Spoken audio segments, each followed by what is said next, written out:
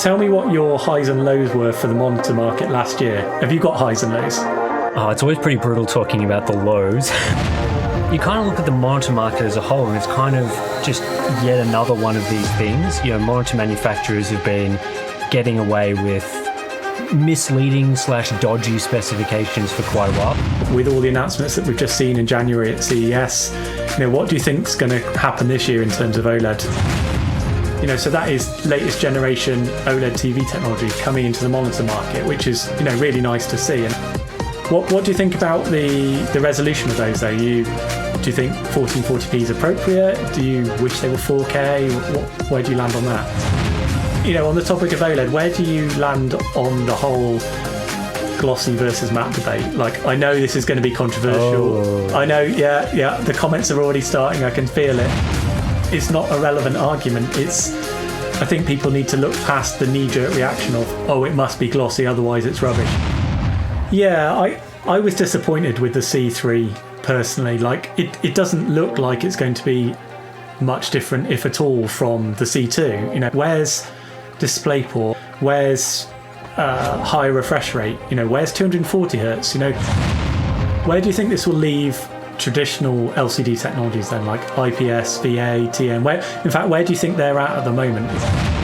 Then I don't know, how long has it got left? It really doesn't feel like there's been much innovation with the other brands, which, like I said, sort of disappointed me.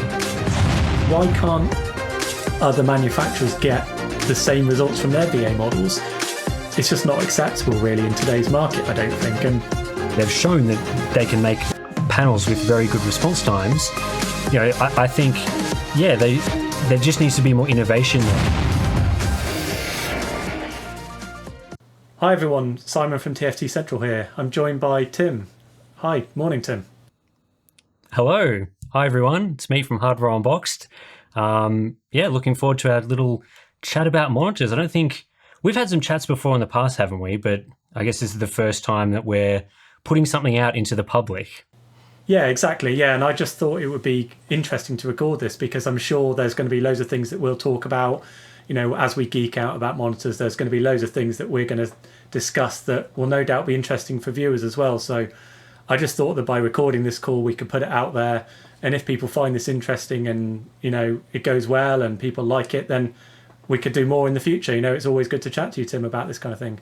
So I'm coming from the UK, you're over in Australia. This is as close as we could get to collaborating person to person, but hopefully that'll work well.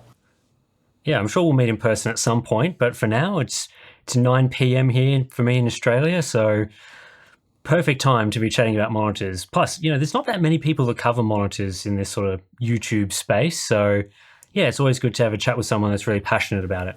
Yeah, definitely. Yeah, same. I feel the same. So, let's get into it then. So, I guess to start, tell me what your highs and lows were for the monitor market last year. Have you got highs and lows? Oh, it's always pretty brutal talking about the lows. Yeah, but people like that, right?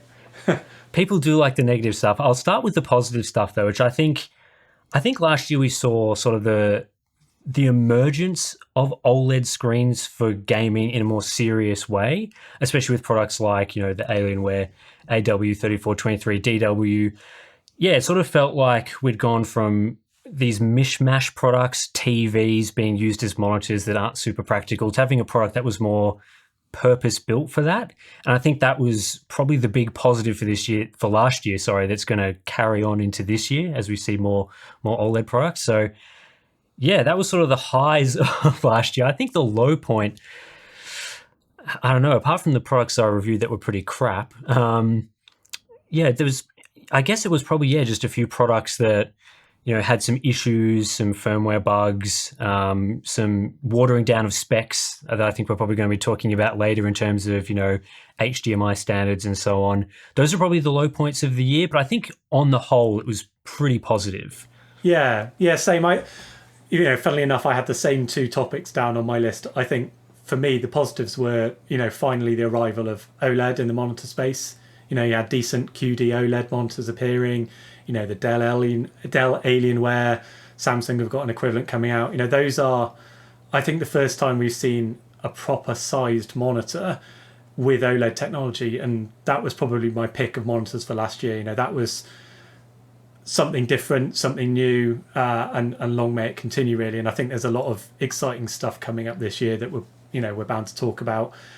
For me, the lows were, as you said, I think the watering down of specs. HDMI 2.1 was a classic, and then more recently, or towards the end of last year, DisplayPort 2.1. I think I'm excited to see these new connections appear, because they open up a whole load of potential for new bandwidths and new refresh rates and new resolutions. But at the same time, the way they've been certified or the way they've been rolled out just leads to so much confusion. And maybe that's something we should talk about a bit more, like fake HDMI 2.1 and what that means. And no doubt the same thing will start to happen, or has already started to happen, with DisplayPort 2.1. And I just think it makes it so complicated for your average consumer to understand what it is they're buying. Yeah, for sure. I think it's almost, you kind of look at the monitor market as a whole, and it's kind of just yet another one of these things. Monitor manufacturers have been getting away with misleading / dodgy specifications for quite a while, but usually that was their own stuff. Like, they'd put on the 1 millisecond response time, very unclear what it's referring to or how it was tested or under what conditions, but that was them. And then now we've got all these other standards bodies like VESA, HDMI Forum, and so on, that are sort of helping them out a little bit in terms of being able to mislead customers. And it's not something that I'm a huge fan of, because, as you say, these things need to be as clear as possible for consumers trying to buy these products. You want to know, hey, I'm buying HDMI 2.1. That means I'm getting, the adequate bandwidth, all the HDMI 2.1 features, not just HDMI 2.0. So, yeah, I feel like us as reviewers, we're always battling against those things. Like, we come up with our own ways to test response times to sort of combat 1 millisecond response times, and then the monitor manufacturers and VESA and whoever come up with, well, now you've got HDMI 2.1 to deal with, and DisplayPort 2.1, and all those sorts of things. So it's always pretty disappointing that I see these companies opt for confusion. It's just not what I like to see. No, same here. And I just think so far manufacturers have been pretty good about the whole HDMI 2.1 versus 2.0. We've continued to see 2.0 being used on the branding in most places. But then for CES this year, Dell announced their 500 hertz esports monitor with a G-Sync module, and then listed HDMI 2.1. And then in the tiny print, it said, well, actually, this is nowhere near HDMI 2.1. It's just the old bandwidth capabilities, none of the new features. It's like, why not call it HDMI 2.0 then? I know it's maybe not the official way that you're supposed to do it, but at the same time, it's a worrying trend when you see big manufacturers like Dell start to do that, because it's probably only a matter of time before others follow suit. But I personally much rather people stuck to the 2.0 branding if that's the capability that it's delivering to people. Yeah, and I think it's possible they're stuck in a hard place, as you say, where it's kind of, they have to go by the convention that is set up by the standards body. Like, if the standards body is saying, we're only going to certify HDMI 2.1 now, you can't brand it HDMI 2.0 anymore, then the manufacturer is kind of stuck. But also, I don't think they're really that concerned about that. Like, they can get the benefit of advertising HDMI 2.1. So it's kind of, will they want to put HDMI 2.0 if they were allowed to, or would they just continue using HDMI 2.1? Because you see monitors where people, they want HDMI 2.1 on a product if it's HDMI 2.0 is going to be a limiting factor. So if companies can sort of dodge their way around that and weave in and sort of come up with this fake HDMI 2.1 thing, then they get that bonus for the marketing materials. I also found recently, I was testing the Sony InZone M3, which is advertised as an HDMI 2.1 product, and it kind of sits in the middle of the two. It still uses the old HDMI 2.0, so it's non-FRL in terms of its link capabilities, but it does support auto low latency mode and HDMI 2.1 VRR. So it's kind of, I sort of talked in the review a little bit about how that's kind of, I'm kind of okay with that, because it was a 1080p 240 Hz monitor. It didn't really require HDMI 2.1 to function at its fullest. and it did have some of the special features. But if that product was a 500 hertz monitor or 540 hertz or whatever, then it would have needed the extra bandwidth, and therefore it could have been called the same port but not work the same. So I feel like there's going to be a lot of confusion like that, where we're going to need to be listing like big long lists of all the features that these ports can do, which just clogs up reviews, and yeah, just not a fan. No, I can only assume that's HDMI 2.05 or something then, right? Just must be a new standard that they're bringing out. I guess.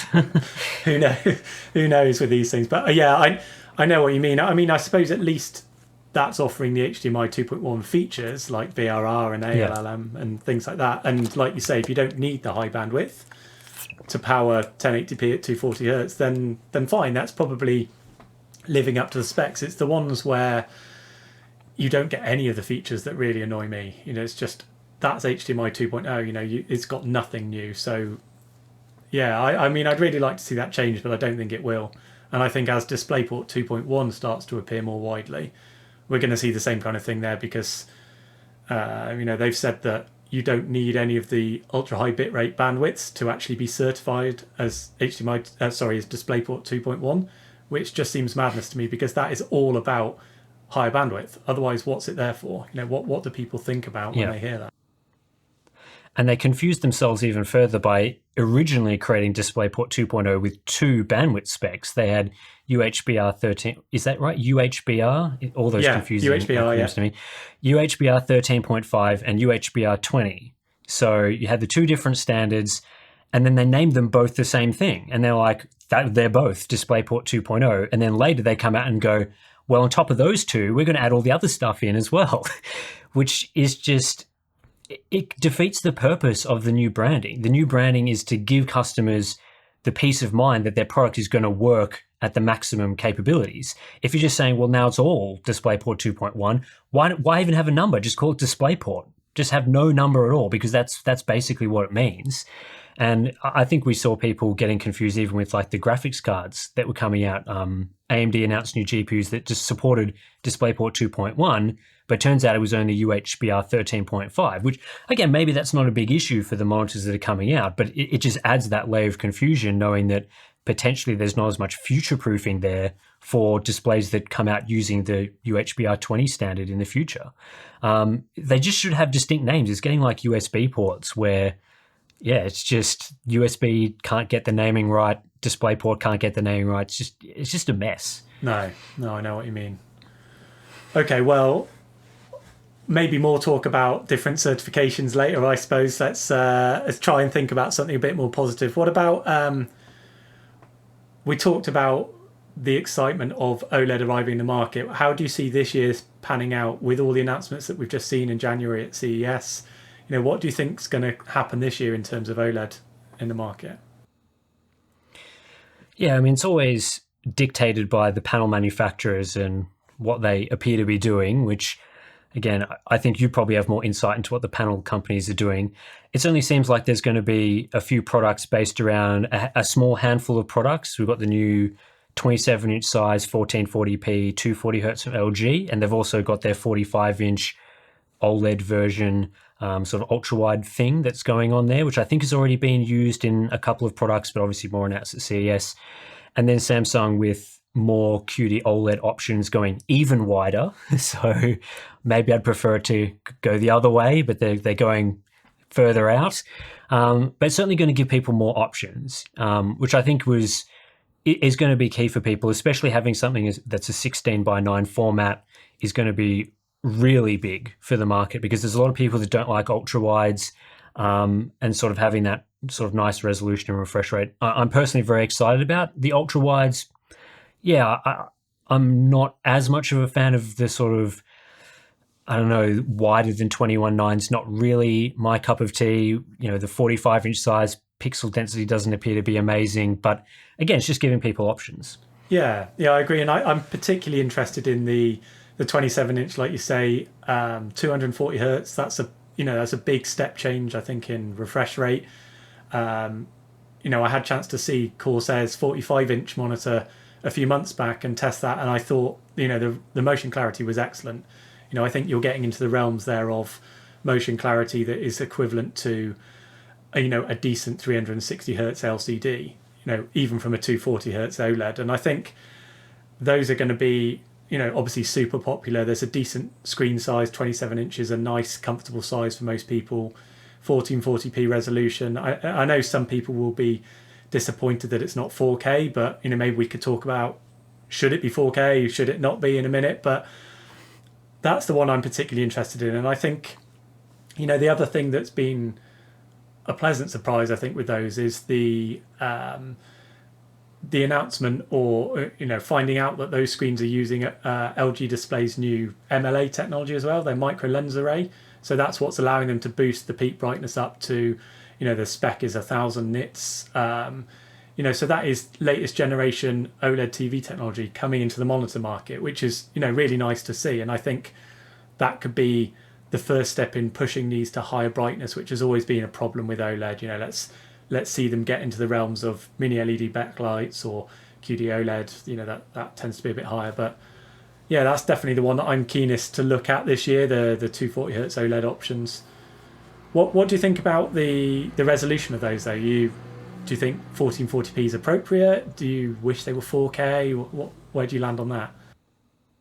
Yeah, I mean, I'm perfectly fine personally using 1440p at that screen size. And I think, the benefit of moving to 4K at that sort of size is questionable for a lot of use cases, especially if you're talking about gaming where it comes with a fairly sizable performance penalty. So, if you're trying to use that monitor for, let's say, high visual quality gaming, especially because it's an HDR panel, so it's probably what you want to buy it for, then I feel like 1440p is just fine, and you wouldn't necessarily need 4K. But then again, I'm all about options for people. So if there was a 4K option, that would be great. But you'd probably also wanting to make it a bit larger, like a 32-inch 4K OLED would make probably the most sense if you were talking about a 4K resolution. But I don't think the resolution would really be holding people back from buying that product. I mean, it's not something I've personally tested, so I haven't tested the monitor yet, but I've seen plenty of 27-inch 1440p monitors, and they're great. So when you combine like the HDR capabilities, that sort of size it's had a few mini LED options that we've seen, the 576 zone LCD stuff, but getting something that's, proper per pixel dimming, that has a really high refresh rate, I think I expect it to fly off shelves. I really do. I expect it to be difficult to find them. It's not even available to buy in Australia yet, so maybe they're even having difficulty rolling it out to different countries because of demand. I'm not sure, but yeah, I expect it to be very popular. Yeah, none of them are available here in the UK yet either. I think the last I saw when I was looking yesterday was that LG's model was due to start shipping yesterday. So maybe there'll be some happy owners out there in the near future. I'd love to hear from them as people start to receive these units. I'm trying to work with LG to get hold of a sample of theirs. I think theirs will be the first to market, but then you've got options coming from Asus, from Doe/Eve. You've got Acer have got a model, so I think there's going to be a lot of choice out there. Have you got one that you're particularly interested in? Which do you think is going to be the most popular out of those? Any gut feel? I would say the LG is probably going to be the most popular, but again, it depends on pricing, and it could depend on region as well, because I know Asus monitors are also very popular. So, that could be depending on which brand's strongest in the region. The Asus model does interest me because they're claiming, features like their heatsink and various different things there, but ultimately it's using the same panel. So how different is it realistically going to be? And I imagine pricing is going to come into it significantly as well. LG tends to run better sales in the US than I'd say, as opposed to Asus would on their monitors. So that could come into it as well. But yeah, I expect all of them to be pretty similar. And it's just a matter of sort of the little things. I think when we were testing the QD OLED variants, the DW and the DWF, even between those models, there was a few differences in performance that can come about due to how it's tuned for HDR and things like that, which may be different between the 3 or 4 different options that we're going to get. But ultimately, I'd expect I think they're all priced relatively the same, aren't they? Like in that $1,000 range. So yeah, it could be tough. I think so, yeah. And I think, there's likely to be a bit of a tax for the Asus model. There normally is, for a gamer screen, the gamer aesthetic. I think, yeah, yep. LG have got hardware calibration support on theirs, which is a nice additional feature that you won't get on the other models. Doe have got a glossy screen coated version. So it's nice to see that there's choices, but ultimately underneath, like you say, the panel is going to be the same. I'd expect, performance to be pretty similar across, the 3 or 4 different models that they'll be available. I suppose it will also depend which one gets to market first, really, and is widely available. I think the Asus is expected towards the end of Q1, and LG's is being released in the US now, but who knows about other regions. So it's, a bit of a race to get out there, I suppose. Hopefully we don't see a situation like last year when we had all these companies announcing QD OLED versions of the Alienware monitor, and then they all got pushed either well back or haven't even been released yet. I think the Samsung G8 OLED has started to ship in some countries. It's not available for me personally, so it's another thing that I can't test here. But yeah, hopefully LG Display, so the display panel manufacturer, is able to supply enough of those panels to satisfy the demand from all those different vendors that want to make those sorts of monitors. Because I think Samsung, speaking to a few of the other OEMs, maybe struggled a little bit with that, supplying the QD OLED ultra wide so that all those other companies could produce enough monitors to go to market. Hopefully we don't see that, and we see strong competition, maybe price wars and battles and discounts, allowing people to get that tech a little bit cheaper. Because if there's only one model in the market, it makes it very difficult for that competition to thrive and prices to be pushed lower, even if it's using the same panel. So yeah, hopefully supply constraints aren't too much of an issue with this particular one. But it sounds like they're all planning in the next couple of quarters. So if they're sort of putting that sort of date on it, I would expect that supply is probably okay. Yeah, let's hope so. And people will end up with the monitors that they order. They're not stuck in a waiting list forever. Well, and maybe we'll get hold of them at some point as well. That'd be nice. On the topic of OLED, I'm conscious I'm asking you lots of questions here, Tim, so feel free to ask me stuff as well. I think, we'll just go back and forth. But, on the topic of OLED, where do you land on the whole glossy versus matte debate? Like, I know this is going to be controversial. I know, the comments are already starting. I can feel it. Where do you land on that for in the monitor space, not TVs, just for monitors? Yeah, sure. I think I talked about this in one of my Q&A videos on Monitors Unboxed, where people were just sort of spamming the same sort of questions. Yeah, it's a difficult one. I can sort of see the benefits of each one, and personally, I wouldn't say I have a personal preference. I use for my productivity monitor every day, that's a matte monitor, but I also use the Alienware QD OLED for gaming, which is a glossy panel. So, there's some things that irritate me about the matte monitor, like, for example, its handling of, when my studio lights are on, there is glare, black levels are raised. It's an IPS monitor, so black levels are not amazing or anything, but it hardly makes it look any better.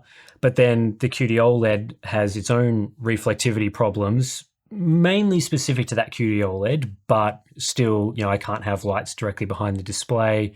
Just my setup has like a window directly behind the monitor, so have to shut the curtains and that sort of thing. So yeah, I think for OLED, I would probably tend towards wanting it to be glossy, just because one of the benefits is black levels. I feel, that's why people buy OLED, or one of the reasons why people buy OLED. Whereas if it's like an IPS LCD, whether it's glossy or matte, black levels still don't look great. The contrast ratios, it's not amazing. But yeah, I think with OLED, I'd probably leaning towards glossy. Would you have the same sort of opinion on that one? I know you would have tested both, because you tested the Asus PG42UQ, didn't you? So I did. That was a matte OLED. Yeah, and I had that side by side with the LG C2, the glossy, for a while. It's difficult. Like, I do agree that from a black depth point of view and a contrast ratio point of view, the glossy panel can help, but there's so many different variables at play. I think, the bit that frustrates me is when people jump immediately to, oh, it's not glossy, therefore it's trash. It's like, it doesn't make sense. I do believe that for the vast majority of people, maybe not the vast majority, the majority of people who are buying any desktop monitor, I believe that a matte coating is likely to be preferable for them, because I think you're using it in the daytime probably more often than not. I'm not talking about people who are gaming at night and they've got all their curtains shut or whatever. I'm talking about using it as a monitor day to day. So you've got windows, you've got lighting. I just find a glossy coating, the reflections are too problematic, and I think that in turn can impact your contrast ratio just as much as a matte coating where it's diffusing the lighting. It's just as annoying.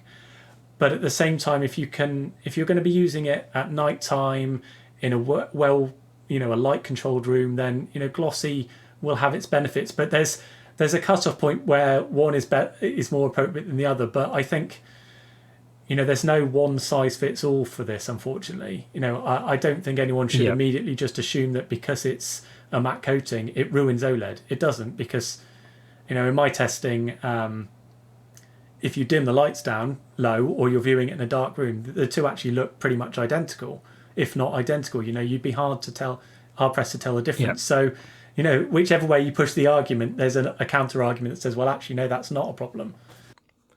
Yeah, it certainly, with all those sort of like coding issues, it really comes down to how your lighting setup is in your space that you're putting your monitor in. I remember when I was testing the PG42 UQ, I had it in the same room as my QD OLED. And, personally, when I was using it in a bright environment, the matte finish of the PG was superior because the QD OLED, just in the way that my setup was reflecting a significant amount of light, and not so much, mirror-like reflections, but just that coating, the way the panel is set up, a lot of light gets reflected, and the matte finish tended to do a slightly better job. And that was more with the diffuse reflections. Certainly with something like an LG C2 and other glossy OLEDs, you will need to make sure you don't have, you can't have a window directly behind the screen. It just doesn't work, especially because the brightness of those displays is fairly low. So you can't just crank up the brightness to counter any reflections like you might be able to do on an LCD.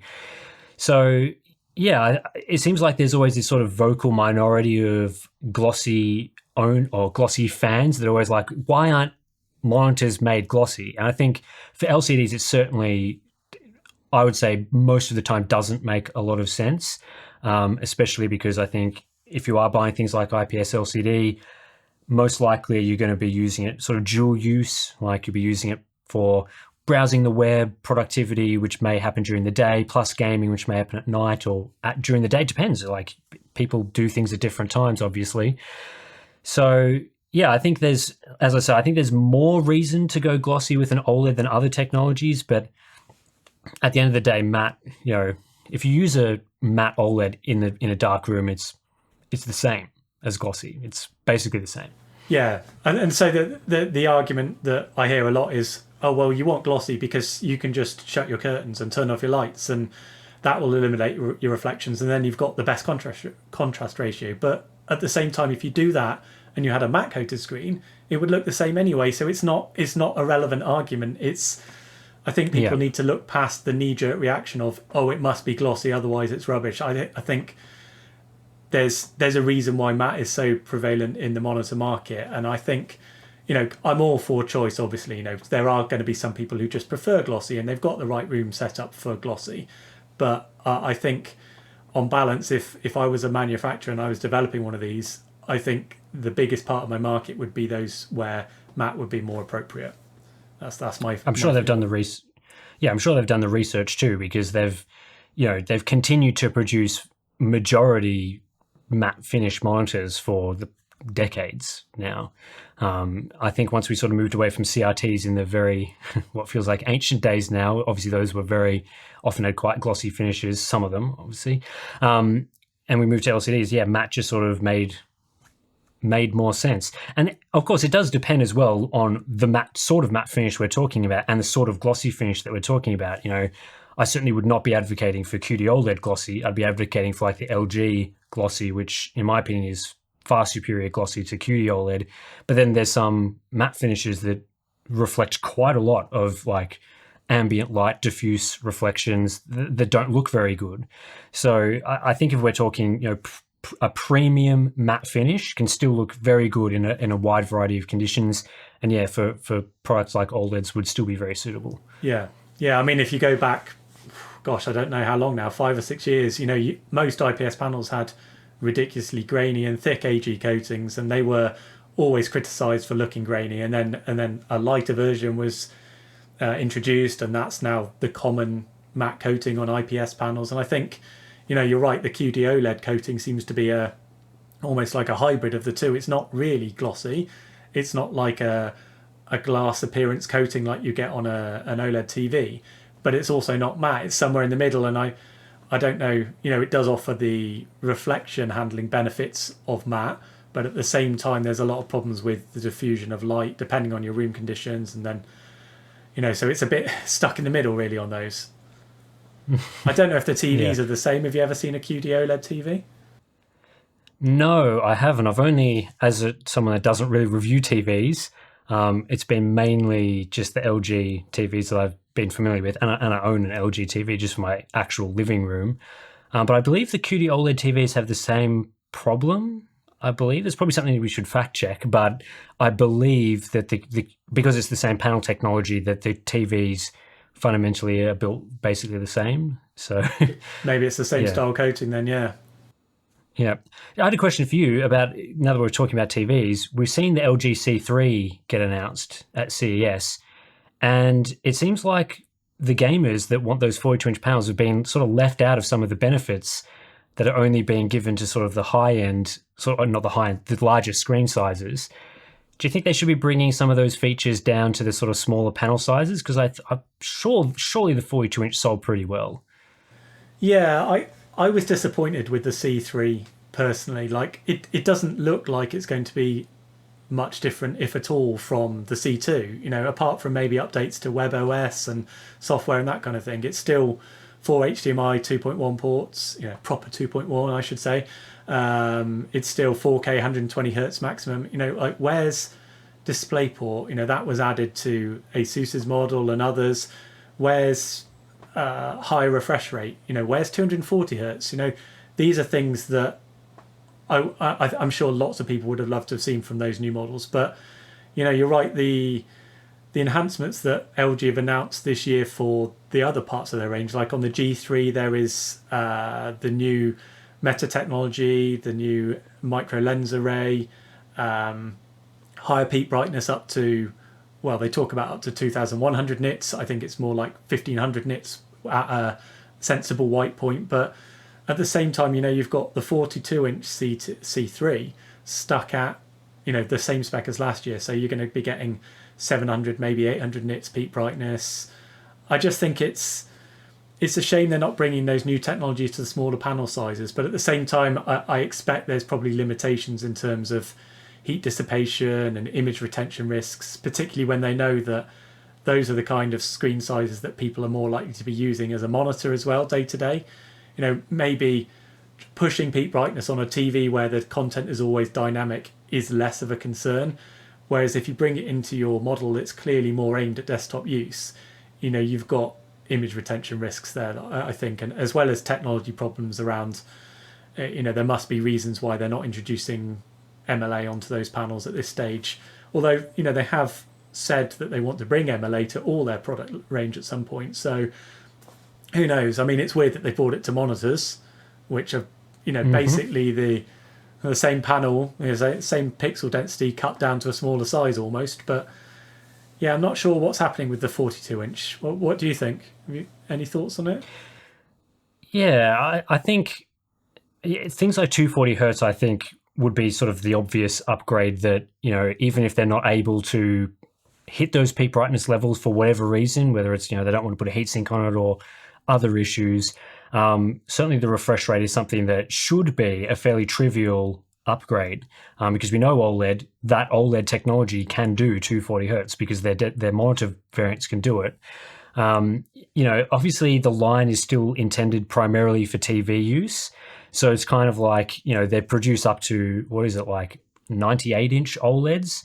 So they know that across most of the line, people are buying them for TV. So the primary focus, I imagine, is going to be on the smart TV features, the processing of whatever they do, the stuff I don't really care that much about. But I think it would be nice to see LG at least acknowledge that these products are used for gaming setups and for PC setups? Because I'm sure they know, and I'm sure that actually maybe even a majority of people buying a 42-inch OLED are using it as a monitor or with PC use or for gaming. So at least like acknowledging that, yeah, our 42-inch is the gaming model. We're going to put DisplayPort on it. We're going to increase the refresh rate. That would be nice to see. But potentially they're leaving that to LG's monitor division or another OEM to take that panel and do something like that. Again, I don't expect those features to be unlocked, like a higher refresh rate. But, LG did try with their previous OLED panels to make their own sort of monitor version of that. So maybe, fingers crossed, we'll see something good come out of something like that. But I wouldn't be holding my breath because it definitely just looks like a C2 renamed as a C3, basically, with a few additional sort of software things. Yeah, maybe there were restrictions with, driving 4K at 240 hertz, but then that should be possible if you use display stream compression over HDMI 2.1, or if you need to, put DisplayPort on there. Like if this is a screen that's aimed at that middle ground between TV use and desktop use, why isn't there a DisplayPort? That was one of the big selling points of the Asus model. And it just it'd be an easy win for them. Sorry? It'd be an easy win. Like the DisplayPort, high refresh rate, you'd think that should be easy to implement, but then they'd be able to charge more for the product because it's adding more features. You add features, you can charge more money for it. So it's odd by them that they wouldn't try and push that a little bit further than they have. Yeah, I agree. I still think, the C3 is still going to be a massive seller, I'm sure. I've got no doubt. People seem to be super interested in the news about that at the moment. But I would have just liked to see more from that new model. Higher peak brightness, DisplayPort, higher refresh rate. That would have been a killer screen, really. But, one of the most exciting of the year, I think. Yeah, and they're going to face more competition. There's more OLEDs this year. It's not going to be the only option.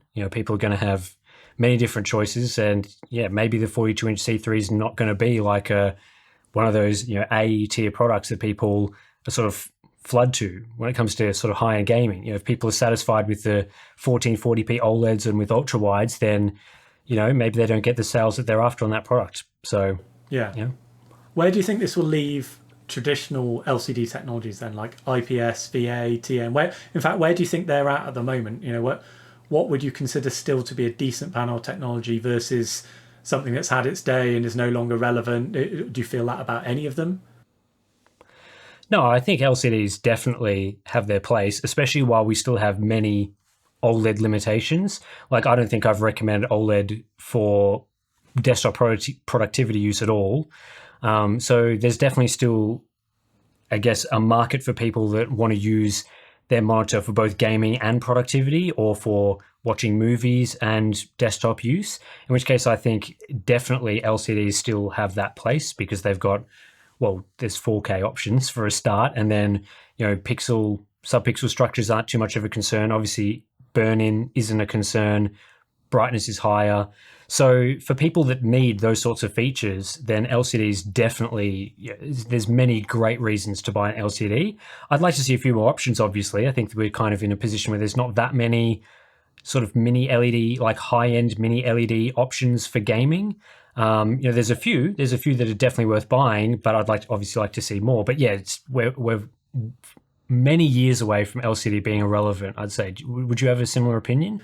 Yeah, I think so. I agree. I think there's still a lot of limitations with OLED. That's not the be-all and end-all for everybody. I think, we've seen some positive changes in mini LED in the last, 6 months, a year or so. I've reviewed quite a few lower cost, I wouldn't call them budget, but they're lower cost mini LED models, and that's making a real difference when it comes to HDR performance, brightness, and all that kind of stuff.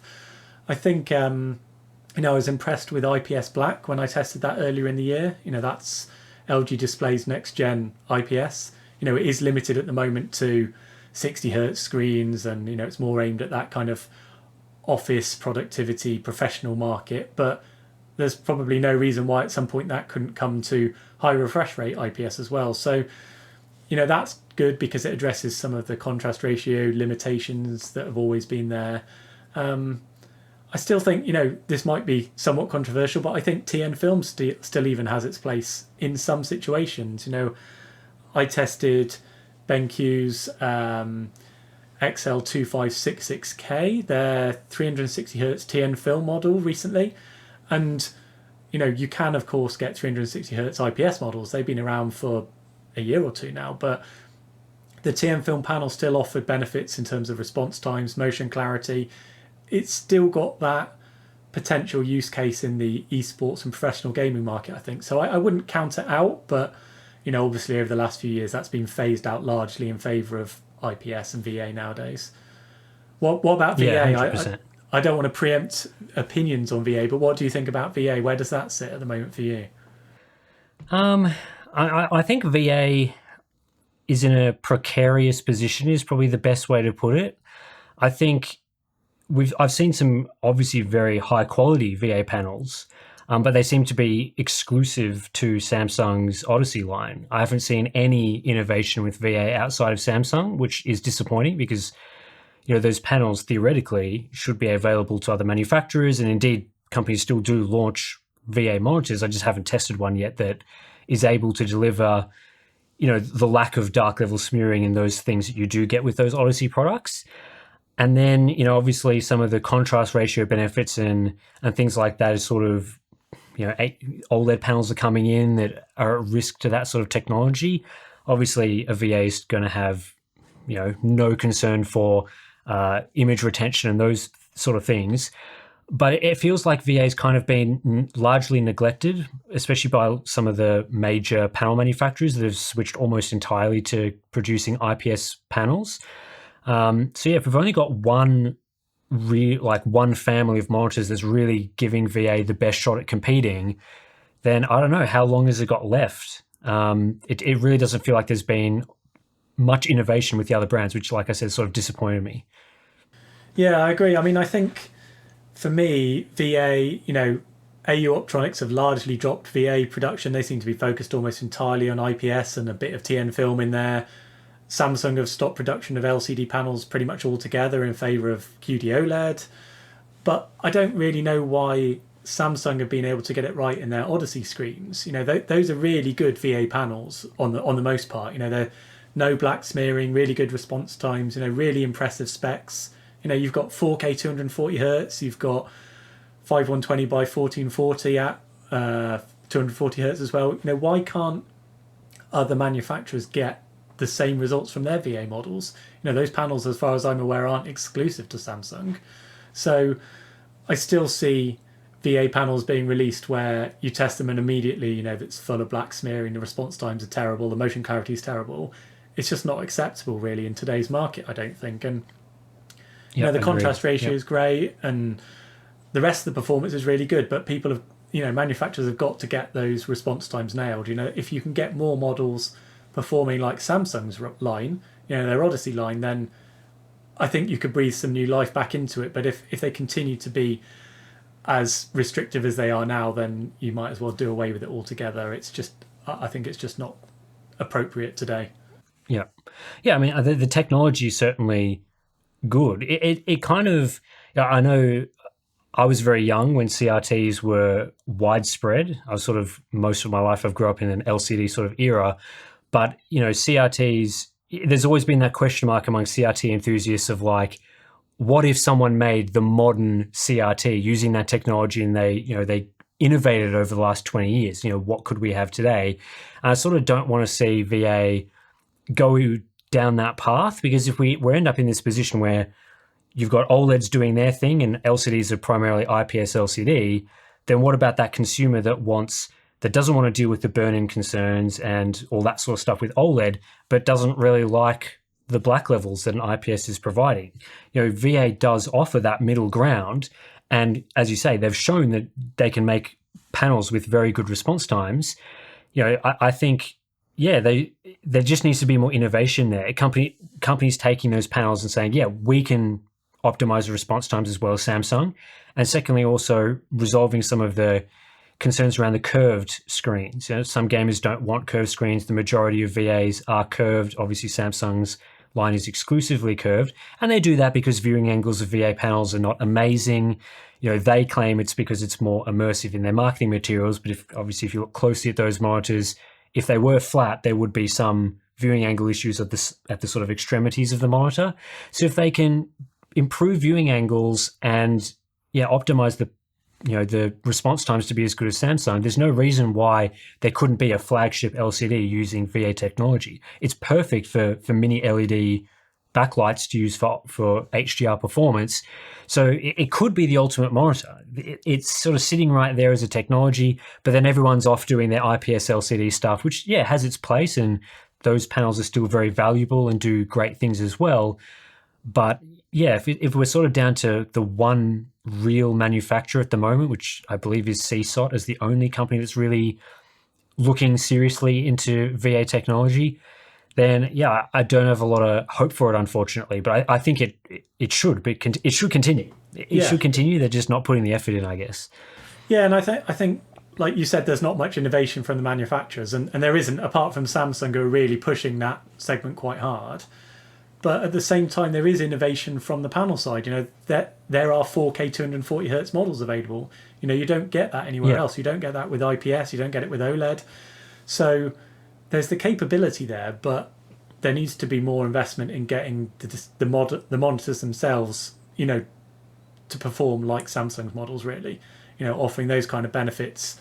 On the subject of curved, I think that works really well on the really ultra wide screens, like their 49-inch Odyssey G9, even 34-inch models. I prefer a curve, maybe not a super curve as you get smaller, but when you get to the 27-inch and the 32-inch models, I think the curve, especially a 1000 radius curve, is totally unnecessary, and I think most people would prefer a flat screen. So you're right, there's a bit of a gap in the market there in terms of VA for 27, 32-inch sized models, because they're all curved at the moment, and that's a problem.